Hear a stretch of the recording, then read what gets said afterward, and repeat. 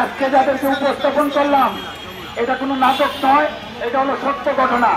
এইরকম হাজার হাজার ঘটনার মাধ্যমে আমাদেরকে চাকরিচ্যুত করা হয়েছে, মিথ্যা সাক্ষ্য দেওয়া হয়েছে, বিভিন্ন প্রলোভন দেখিয়ে সাক্ষী দেওয়ানো হয়েছে এবং আজকের এই সাক্ষাৎকার প্রমাণ করে আমাদের বিরুদ্ধে যে ওনারা যে শাস্তিমূলক ব্যবস্থাটা নিয়েছেন সেটা সম্পূর্ণ অবৈধ। এই জন্যই 2 ধারা বাতিল চেয়ে আমরা পুনঃ তদন্ত চাচ্ছি।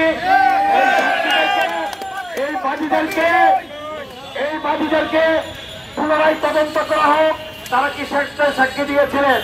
আপনাদের সামনে আরেকটা কথা বলি, যারা ওই সময় সাক্ষী দিয়েছিলেন তাদেরকে যদি এখন নিয়ে আসেন তারা একটা কথাও বলতে পারবে না, কারণ তাদের দেখে দেখে সাক্ষী দিচ্ছে। ইনশাল্লাহ আপনাদের সামনে ভিতরের ঘটনাগুলো আগামী আন্দোলন থেকে আমরা আরো সঠিক সুন্দরভাবে উপস্থাপন করব। আপনাদের প্রতি প্রত্যাশা আপনারা জাতির সামনে এগুলো তুলে ধরবেন। ধন্যবাদ সবাইকে। আসসালামু আলাইকুম।